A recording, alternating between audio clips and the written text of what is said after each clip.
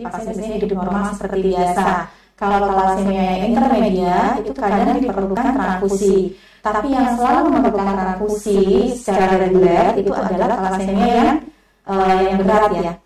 Jadi yang termasuk dalam dependent transfusi talasemi. Itu memang obatnya kalau talasemi memang hanya transfusi darah. Memang ada tambahan-tambahan terapi obat yang lain yang untuk menunjang seperti misalnya antioksidan, kemudian asam folat, itu yang vitamin E itu termasuk vitamin D untuk membantu. Tapi pada dasarnya terapi untuk talasemi adalah memang transfusi untuk yang berat ya, maksudnya yang mayor ya, yang mayor yang memang memerlukan transfusi secara reguler, biasanya 2 sampai 5 minggu sekali gitu.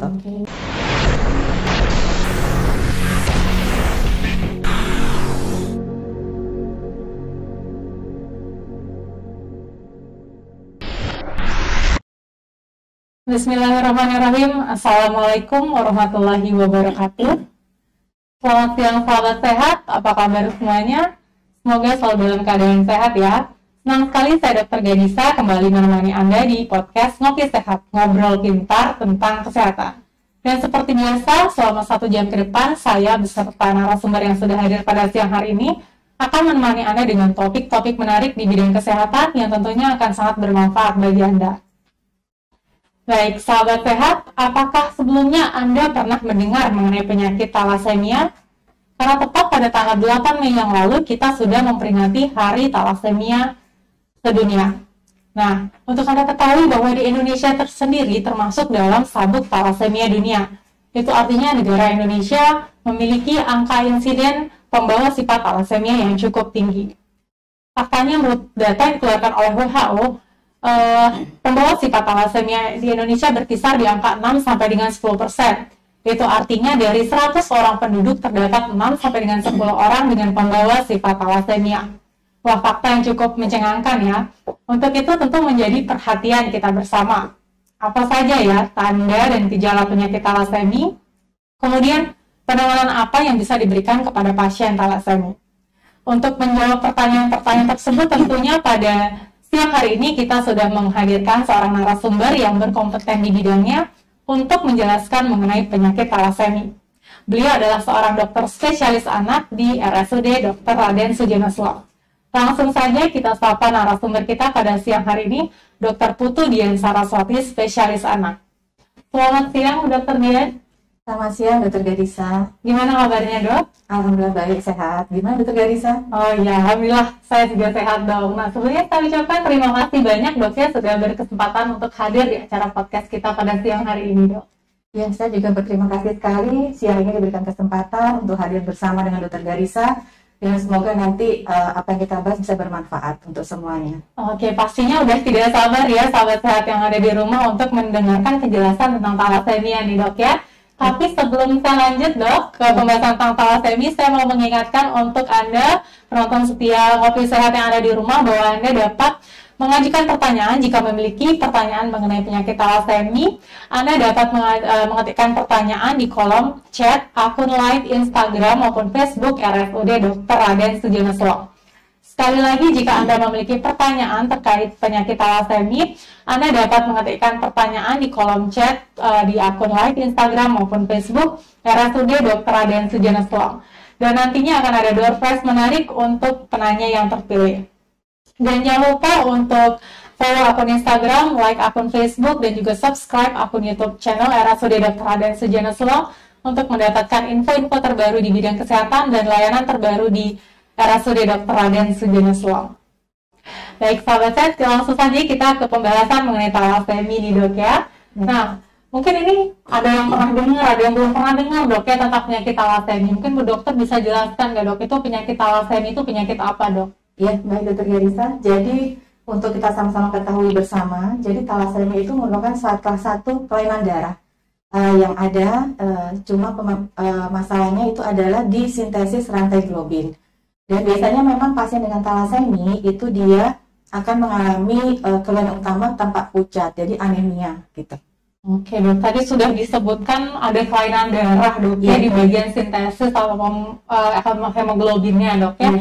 sebenarnya fungsi hemoglobin itu sendiri apa dok? Mungkin dulu pas kita SMP pernah dibahas, berarti mungkin bisa diingatkan lagi dok. Iya, memang ini pelajaran dari zaman kita dulu ya. Jadi kan teman-teman mungkin juga tahu bahwa hemoglobin ini berfungsi untuk mengangkut oksigen dari paru-paru untuk disebarkan ke seluruh tubuh. Nah, pada talasemi ini memang yang terjadi adalah kelainannya pada karena akibat dari mutasi genetik ya. Jadi karena mutasi genetik akhirnya dia akan mengalami perubahan pada bentuk dari hemoglobinnya sendiri akibat karena sintesis globin yang terdefek gitu di sana. Oke.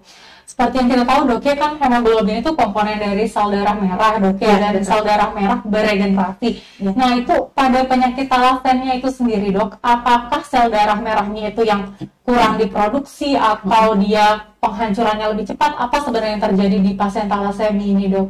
Ya baik, jadi pada pasien talasemia ini yang terjadi itu sebenarnya produksinya ada, cuma karena ada mutasi dari genetik, levelnya di level kromosom gitu.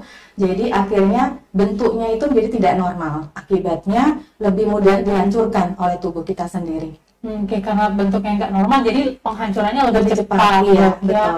Nah, seseorang bisa terkena talasemia itu gimana dok? Penyebab seorang bisa terkena penyakit talasemia sendiri itu apa dok? Ya, jadi talasemia sendiri merupakan penyakit keturunan ya. Jadi dia diturunkan jadi kalau seorang anak pasti mendapatnya dari orang tuanya, karena memang ini dia levelnya di level genetik tadi. Oke. Nah, tadi disebutkan genetik dok ya, itu artinya diturunkan dari orang tua. Saya penasaran nih dok, apakah seorang anak bisa mendapatkan talasemia itu apakah dari satu orang tua saja atau harus kedua-duanya punya gen talasemia sehingga bisa menurunkan bisa menurunkan penyakit ini ke anaknya dok? Ya, baik, jadi memang talasemia sendiri itu kan diturunkan dari orang tua itu bermacam-macam. Jadi ada sebenarnya, kita kan Indonesia ini termasuk ini ya dokter Gadisa, termasuk dalam wilayah sabuk talasemia. Ternyata di Indonesia ini banyak yang memiliki gen pembawa sifat dari talasemia. Nah, jadi pada seorang anak bila salah satu saja orang tuanya, misalnya yang satu memiliki gen pembawa sifat, yang satu misalnya bapaknya memiliki gen pembawa sifat, ibunya tidak, kemungkinan anak ini akan mengalami gen pembawa sifat juga ada sekitar 50%. Kalau misalnya salah satu orang tuanya memiliki bukan gen pembawa sifat tapi talasemia yang berat, salah satu ya, sedangkan misalnya ibunya normal, bapaknya misalnya talasemia berat, itu kemungkinan anak-anaknya juga akan memiliki kemungkinan untuk memiliki gen pembawa sifat. Nah, bila keduanya memiliki gen pembawa sifat, itu akan kemungkinan mengalami talasemia berat sekitar 25% salah satu anaknya. Oke, jadi memang ada pola penurunannya dan sudah jelas dok ya, ini mungkin harus menjadi perhatian kita bersama karena negara kita masuk dalam tabuk talasemia dok, artinya cukup tinggi angka insidennya dok. Tapi saya penasaran nih dok, apakah talasemia ini hanya pure dari keturunan atau genetik saja dok? Apa mungkin ada penyebab lainnya dok untuk talasemia? Iya, jadi sejauh ini memang talasemia itu karena prosesnya adalah mutasi genetik, memang hanya diturunkan. Jadi bukan karena infeksi atau gaya hidup seperti yang penyakit kelainan darah lainnya. Jadi memang diturunkan dari orang tua ke anak-anaknya. Kalau untuk anak ya, maksud saya ya. Nah. Oke, berarti memang hanya genetik dok ya sejauh ini dok ya. Kalau misalkan genetik dok ya, berarti kalau genetik mungkin dari dalam kandungan seharusnya ada dok ya. Apakah memang dia anak itu menderita talasemia dari dalam kandungan atau justru pada saat dewasa baru muncul ini dok? Ya, jadi sebenarnya seperti yang saya katakan tadi, karena talasemia ini kan memang dia keturunan, jadi sejak dalam kandungan pun itu sebenarnya kalau orang tuanya pembawa, kemungkinan anak ini untuk menderita talasemia juga sangat besar. Dan kapan anak bisa menderita? Dari usia berapapun. Cuma mungkin deteksinya itu yang kadang-kadang sering terlambat karena mungkin ketidakwaspadaan kita. Gitu. Oke, berarti karena genetik dari dalam kandungan tapi bisa, iya. Mungkin terlambat dideteksi, jadi orang-orang mungkin mengiranya pada saat udah usia berapa baru talasemia gitu dok ya. Itu jadi poin penting untuk edukasi ya dok ya. Untuk penyakit talasemia itu sendiri dok, ada jenisnya nggak dok? Ada pembagiannya lagi nggak dok untuk penyakit talasemia? Iya, terima kasih dokter Gadisa. Jadi memang saat ini talasemia itu memiliki beberapa spektrum. Jadi sebenarnya dulu kita mengenal ini mungkin ya talasemia mayor, talasemia minor ya. yang terbaru sekarang memang masih sih kita mungkin mengenai seperti itu, cuma dibedakan menjadi thalassemia yang dependent transfusi thalassemia, kemudian sama yang non-dependent transfusion thalassemia. Berarti yang bergantung harus transfusi gitu ya. Jadi kalau yang bergantung sudah pasti mungkin thalassemia yang berat. Kalau untuk thalassemia yang tidak bergantung bisa yang minor atau mungkin yang intermediate. Oke, berarti yang tadi ada thalassemia minor itu, kalau thalassemia mayor harus transfusi dok ya, sedangkan thalassemia minor yang tidak bergantung transfusi itu dok Iya, ya. kalau thalassemia minor itu adalah thalassemia yang hanya membawa gen atau sifatnya saja, jadi karier gitu. Biasanya pasiennya memang tidak bergejala dan biasanya hidup normal biasa. Cuma mungkin nanti pada saat pemeriksaan baru kelihatan kalau ternyata HB-nya mungkin bisa normal atau agak rendah sedikit. Kalau thalassemia yang tergantung dengan transfusi itu sudah pasti thalassemia yang berat. Jadi biasanya dia akan reguler untuk dilakukan transfusi. Oke, jadi ada pembagiannya dok ya, Iya, thalassemia. Nah, tadi sebenarnya kita sudah singgung-singgung dok ya tentang anemia, juga itu mungkin menjadi salah satu tanda penyakit thalassemia. Selain anemia dok, apa aja sih kita perlu curiga nih kalau lihat orang dengan apa gitu dok untuk penyakit thalassemia? Untuk mendiagnosa ya, maksudnya tanda dan gejalanya dok. Iya, mungkin dari pertama, mungkin kita dari anamnesa itu bisa melihat adanya keluhan ya, dilaporkan mungkin oleh orang tuanya melihat anaknya pucat ya, kemudian kadang-kadang tampak kuning, karena kan sebenarnya thalassemia termasuk karena tadi didestruksi itu termasuk anemia hemolitik ya, anemia hemolitik. Jadi kadang bisa muncul gejala seperti kuning atau interus, kemudian wajahnya itu khas banget, wajah khas thalassemia, namanya facies culi. Jadi yang kayak dahinya agak lebar, kemudian tulang pipinya menonjol, kemudian hidungnya agak pesek, itu wajah khas thalassemia, namanya facies culi. Kemudian yang keempat itu salah satunya yang bisa muncul adalah orang tua menganggap perut anaknya buncit, padahal sebenarnya itu buncitnya karena ada pembesaran dari organ tubuhnya, bisa hati atau limpa. Dan yang terakhir yang sering ditemukan itu karenanya adanya keterlambatan pertumbuhan pada seorang anak. Mungkin itu Dr. Gaisa. Oke dok, berarti tadi disebutkan adanya keterlambatan pertumbuhan pada anak. Iya, berarti betul. Pada pasien dengan thalassemia ini memang rentan dok. Apakah rentan dok untuk mengalami gangguan tumbuh kembang seperti itu dok? Iya betul, sangat rentan sekali. Apalagi kalau anemianya tidak tertangani dengan baik. Jadi itu kemungkinan untuk mengalami gangguan pertumbuhan sangat besar. Sangat besar dok ya. Betul. Kalau misalkan dok kan tadi salah satu tandanya itu adalah anemia dok ya, kan kita tahu berarti anemianya akan berulang dok ya. Ada dampaknya lagi nggak dok, mungkin komplikasi yang muncul karena anemia berulang yang dialami oleh si pasien thalassemia ini dok? Iya, seperti kita ketahui kalau hemoglobin, kan anemia karena hemoglobinnya kurang ya biasanya. Jadi teman-teman juga sudah tahu kan tadi kalau hemoglobin itu kan membawa oksigen. Jadi yang sering akan menimbulkan komplikasi akibat anemia ini yang pertama karena gagal jantungnya, kemudian bisa pengaruh kemudian ke tumbuh kembangnya, ya, kemudian juga ada pembesaran organ tubuh. Nah itu nanti yang mungkin perlu diperhatikan. Jadi memang tidak murni, kadang-kadang datangnya dengan hanya pucat saja, biasanya seperti itu. Mungkin sudah kalau yang tadi udah muncul komplikasi, berarti udah tahap lanjut telat di diagnosa. Jadi itu banyak maksudnya. Orang tua mikirnya perutnya buncit, seringnya dulu mikirnya cacingan. Padahal ternyata sebenarnya organ tubuhnya yang mengalami pembesaran. Tapi karena orang tua tidak waspada, jadi tidak mengerti kalau itu salah satu gejala dari thalassemia. Jadi mungkin ini poin edukasi untuk ibu-ibu yang ada di rumah ataupun keluarga yang ada di rumah harus diperhatikan nanti dok ya, anaknya kalau ada tanda pucat, kemudian perut kembung, supaya dicek terlebih dahulu dok ya ke fasilitas kesehatan, karena belum tentu juga thalassemia, tapi harus berjaga-jaga dok ya. Iya betul. Baik, satu lagi Dr. Gaisa yang mungkin perlu untuk orang tua lebih waspada, karena kadang-kadang kita kalau melihat anak pucat itu tidak waspada ya. Kadang suka berpikirnya anak itu putih. Iya. Nah itu mungkin kita harus meningkatkan waspada, lebih aware lagi ya, lebih tinggi lagi, karena kalau kita melihat anak kita putih itu mungkin bisa dibandingkan dengan kulit orang tua gitu, atau mungkin dilihat juga dari telapak tangannya, telapak kaki, mukosa bibirnya, kemudian atau matanya, di konjungtivanya apakah ini ya, apa istilahnya ya, apakah dia tampak pucat, kemudian konjungtivanya tampak kuning. Nah itu nanti mungkin perlu dilakukan pemeriksaan segera. Ya, segera supaya nanti tidak mengalami komplikasi dan Iya. gangguan tumbuh Betul, kembang. betul Dok ya, sekali. sangat Iya. penting sekali untuk menjadi perhatian bagi kita semua. Nah, tadi ada disebutkan dok ya tentang pembawa sifat thalassemia atau orang-orang mungkin sering nyebutnya thalassemia minor. Iya. Apakah itu akan selalu mengalami anemia atau ada tanda dan gejala yang perlu diwaspadai nggak dok untuk thalassemia minor? Mungkin biar lebih aware juga dok ini. Ya, baik. Jadi memang thalassemia minor itu sebenarnya thalassemia yang tidak nampak ya. Jadi dia tampak normal saja. Kadang-kadang HB-nya juga bisa turun, tapi lebih sering normal dan tidak tergantung transfusi. Dan memang biasanya tidak perlu diterapi. Nah, untuk mengetahui memang dia harus screening. Screening apalagi mungkin untuk orang-orang yang akan menikah dan tergesa itu mungkin perlu melakukan screening karena kan salah satu tindakan pencegahan dari thalassemia adalah screening premarital itu. Oke. Kalau ini dok, tadi kan dari tadi kita sebut anemia dok ya sebagai tanda utama dari thalassemia. Pada anak dok ya sering sekali juga terjadi anemia dok ya, bukan hanya karena thalassemia. Nah, kira-kira apa yang bisa membedakan dok antara anemia karena thalassemia dengan anemia karena penyakit yang lainnya dok? Ya, baik. Jadi memang anemia pada anak itu sangat banyak ya.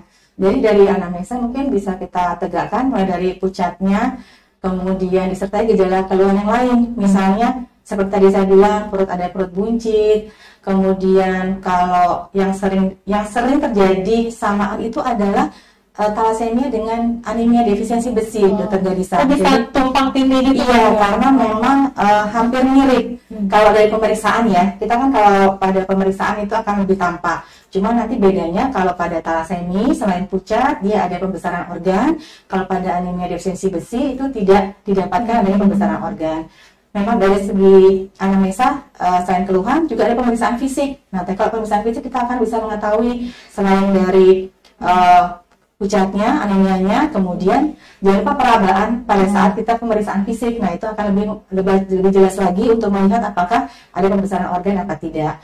Dan selanjutnya memang untuk pemeriksaan lanjutan yaitu laboratorium yang untuk lebih menegakkan diagnosa lagi apakah anak ini mengarah ke mana, atau thalassemia atau ke anemia yang lain.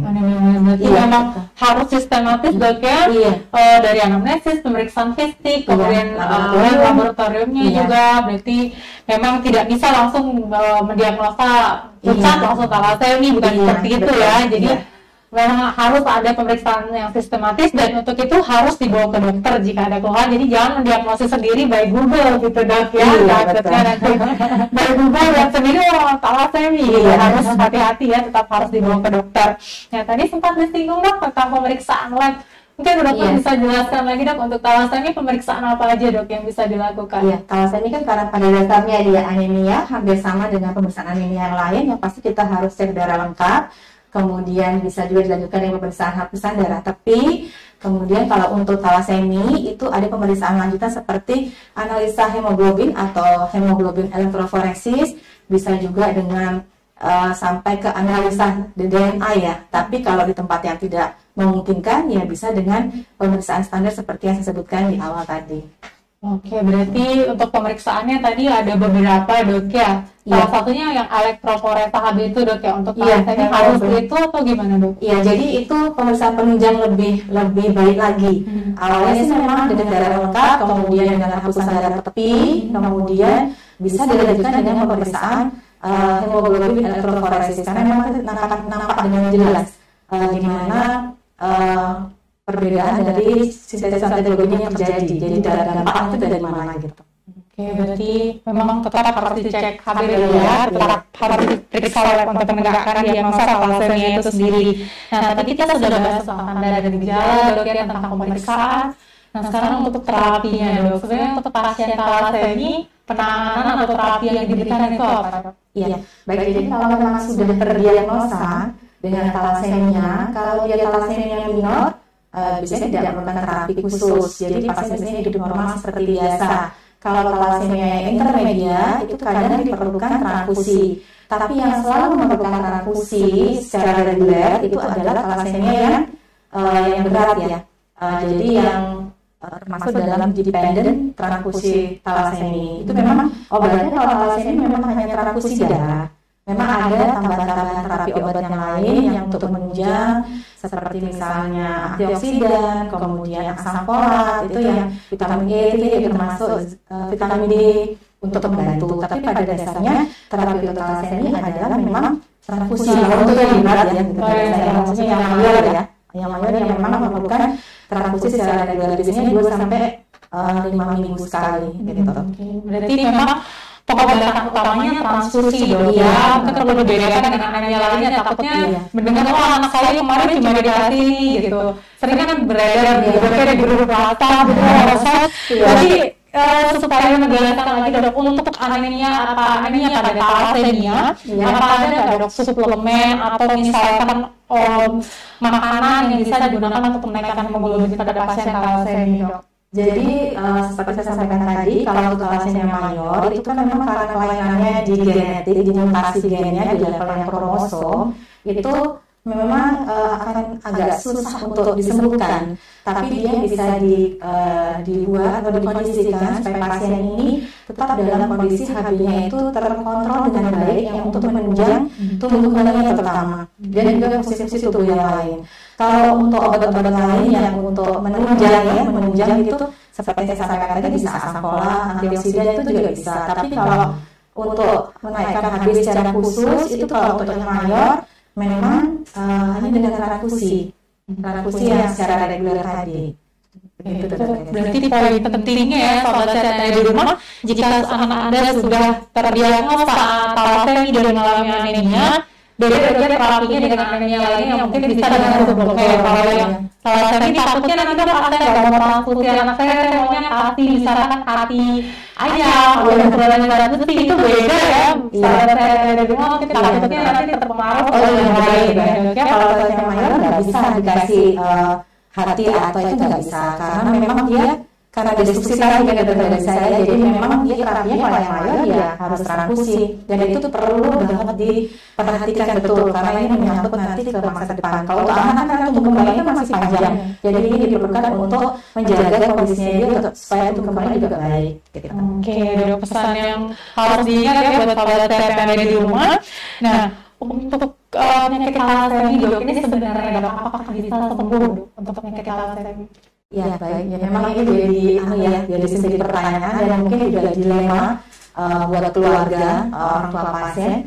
Jadi karena talasemia ini memang penyakit yang diturunkan sampai saat ini memang belum bisa disembuhkan, tapi bisa diterapi untuk talasemia mayor dengan transfusi tadi. Oleh karena itu sangat penting banget kita untuk melakukan screening lebih awal untuk mencegah munculnya talasemia yang lebih berat lagi di anak-anak kita. Jadi kalau tidak disembuhkan, yang utama itu adalah sekarang screening yang dokter bisa supaya kita bisa mencegah menjadikan seorang anak itu jadi talasemia yang berat.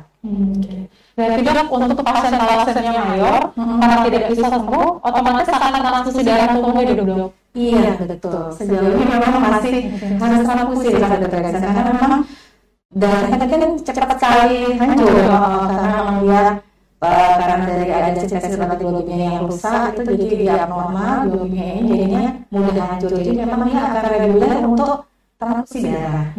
Tapi tetap jangan berkecil hati ya, jadi transfusi kalau misalkan segera dideteksi kemungkinan untuk tumbuh kembangnya bagus juga masih bisa. Yang penting segera dideteksi, jadi jangan terlambat supaya tumbuh kembang anak tetap optimal ya seperti itu. Nah, karena ini kan dok transfusi darahnya seumur hidup dok ya. Kira-kira ada komplikasi nggak dok yang muncul karena transfusi darah seumur hidup ini dok? Iya betul. Jadi kan memang kalau kita transfusi darah itu bukan hanya komponen darah yang masuk ke tubuh kita ya. Mungkin dokter juga tahu. Salah satu komponen lain yang juga masuk ke dalam tubuh kita kalau kita transfusi adalah besi. Ya, jadi kalau memang kita transfusi secara berkala, secara reguler dan rutin, itu yang perlu diperhatikan adalah efek samping selain reaksi transfusi pada saat transfusi juga adalah namanya iron overload. Jadi penurunan zat besi ya, jadi itu yang perlu diperhatikan karena nanti pada kadar tertentu, tentunya dengan pemeriksaan laboratorium itu kita akan bisa mengetahui kapan seorang anak itu membutuhkan kelasi besi untuk membantu supaya bisa meningkatkan besi yang berlebihan ini.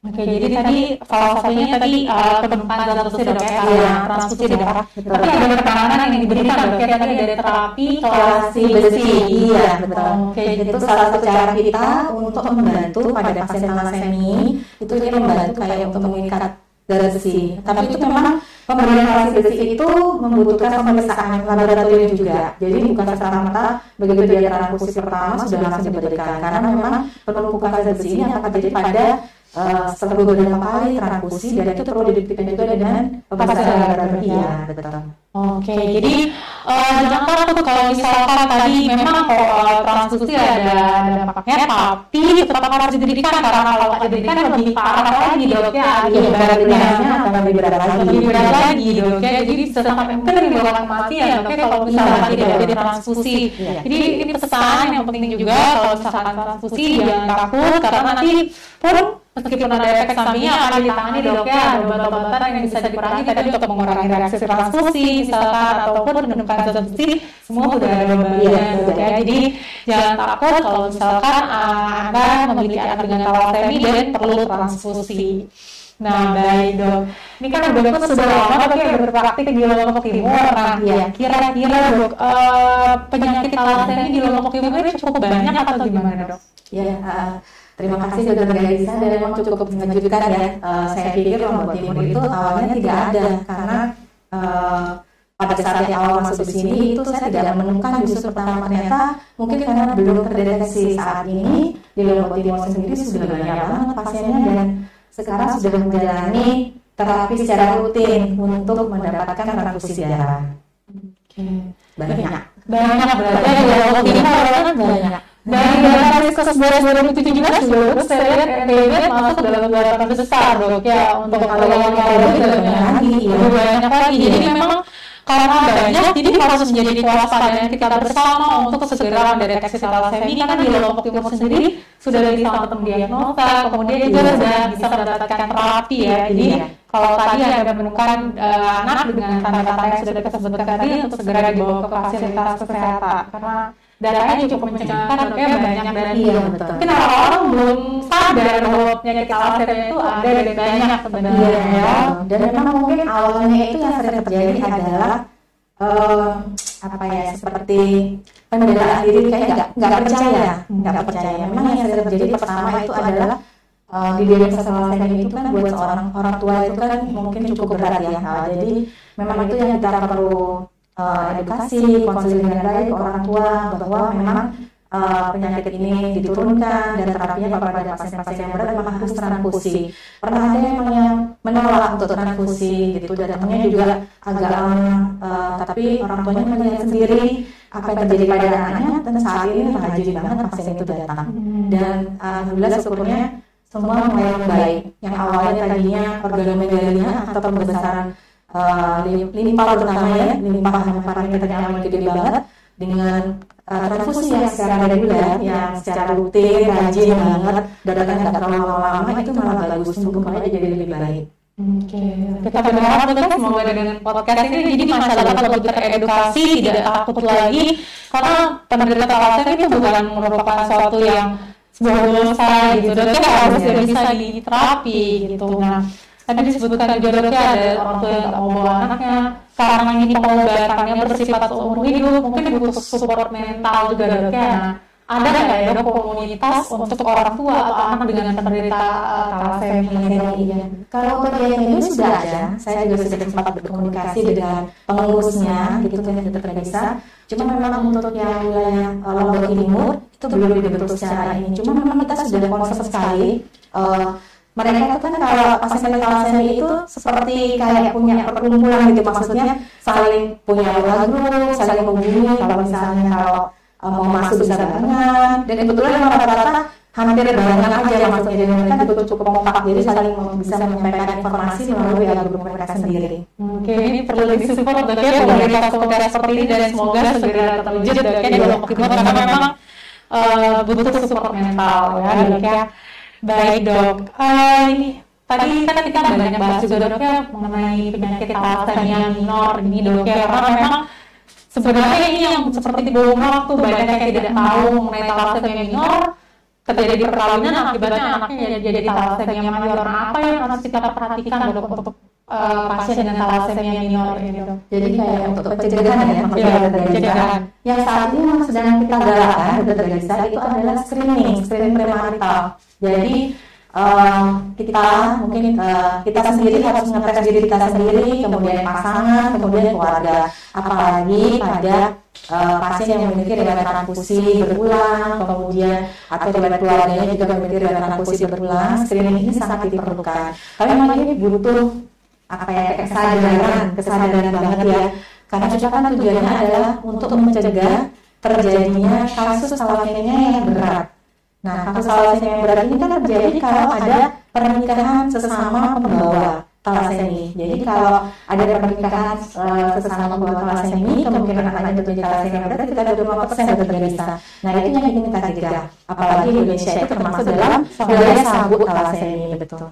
Oke, jadi ini yang menjadi pesan penting selain di podcast ini kita membahas penyakit thalassemia, gimana caranya kita juga bisa mencegah dok ya terjadinya nanti anak dengan thalassemia berat, tentunya dengan screening dan kesadaran dari setiap pihak untuk memeriksakan dirinya. Itu mesti hati-hati ya, karena thalassemia minor ini tidak bergejala ya seringkali dok ya, tetap harus diperiksa. Semoga nantinya pemerintah bisa mengakomodir dok ya untuk wajib screening sebelum menikah gitu.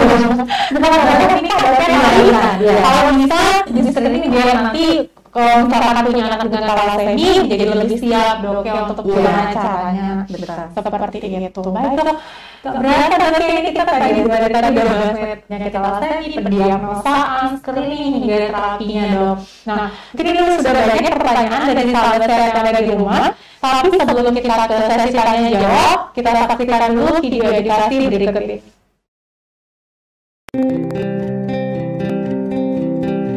Thalassemia adalah penyakit kelainan darah, di mana umur darah 2-4 kali lebih pendek dibanding darah normal.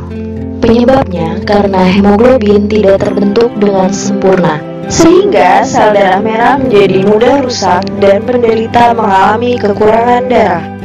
Akibatnya, penderita harus mendapat transfusi darah secara rutin selama seumur hidup.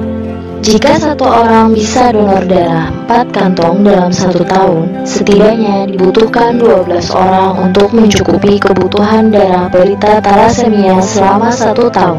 Faktanya, setiap 250 ml darah yang ditransfusikan akan membawa sekitar 250 mg zat besi, sedangkan untuk kebutuhan normal tubuh hanya 1-2 mg per hari.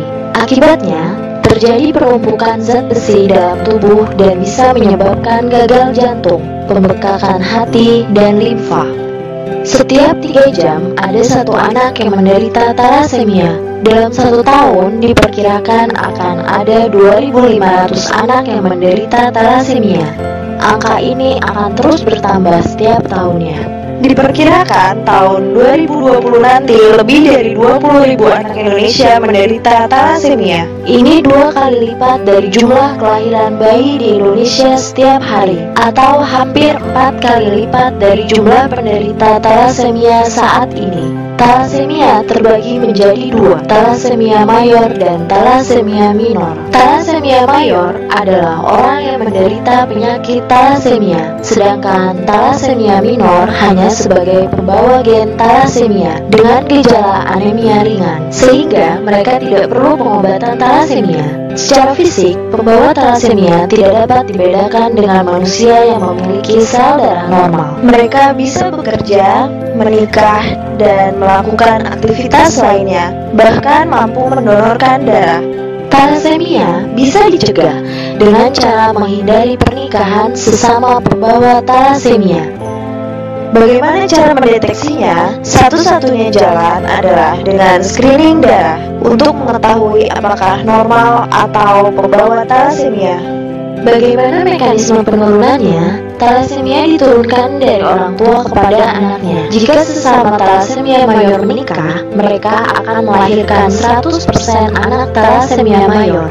Jika thalassemia mayor menikah dengan pembawa thalassemia, maka akan melahirkan 50% anak thalassemia mayor. Jika sesama pembawa thalassemia menikah, maka akan melahirkan 25% anak thalassemia mayor. Akan tetapi, jika pembawa thalassemia menikah dengan pasangan normal, maka tidak akan melahirkan anak thalassemia mayor. Begitu juga jika thalassemia mayor menikah dengan pasangan normal. Di Indonesia, 6-10 dari 100 orang adalah pembawa thalassemia. Jika penduduk Indonesia berjumlah 200 juta jiwa, maka ada 20 juta orang pembawa thalassemia. Ini setara dengan jumlah penduduk Yogyakarta 7 kalinya. Fenomena pembawa thalassemia di Indonesia seperti gunung es. Masih sedikit yang sudah terdeteksi, sisanya masih banyak yang belum diketahui. Ayo, screening darahmu sekarang. Baik, sahabat sehat, kita kembali lagi. Ini sudah ada beberapa pertanyaan yang masuk dari audiens. Saya bacakan dulu pertanyaannya. Pertanyaan pertama dari user Yulis Saka. Bagaimana cara men-screening pasien anak yang diduga thalassemia, dok? Mungkin tadi sudah dibahas, kita ulang lagi ya, dok. Ya, baik. Terima kasih Dr. Garista. Jadi memang kalau untuk men-screening seorang anak apakah yang thalassemia atau tidak, yang pertama seperti saya jelaskan sebelumnya, dari anamnesa dulu ya. Kita cari tahu apakah anaknya ada keluhan seperti pucat atau gejala menyertai, misalnya juga ada wajah yang tampak khas itu. Mungkin orang tua nggak tahu ya kalau itu wajah selama ini. Kita yang mungkin nanti melihat kemudian ada kuning, kemudian ada yang perutnya buncit akibat karena pembesaran organ. Kemudian dari pemeriksaan fisik kita lanjutkan dengan pemeriksaan apakah memang betul ini anemia. Kemudian dengan pemeriksaan lainnya adalah pemeriksaan laboratorium. Oke, jadi memang ada tadi ya, sudah kita bahas tadi tentang pemeriksaannya, sudah jawab dok ya? Iya. Kita lanjut ke pertanyaan kedua dari user Dewi Furliantina. Sebab thalassemia kan genetik ya dok, adakah cara pencegahan dini dari orang tua yang memiliki gen tersebut? Jadi udah nikah ya dok, orang tua. Ya, jadi kalau sudah menikah, memang berarti orang tuanya kan harus tahu dulu ya mereka berdua ini apakah termasuk yang membawa gen atau tidak, atau misalnya sudah kadang punya anak gitu ya, sudah terlanjur punya anak, orang tuanya ingin tahu apakah anaknya ini thalassemia atau tidak, yang pasti mereka juga harus cek juga, bukan hanya anak saja tapi orang tua.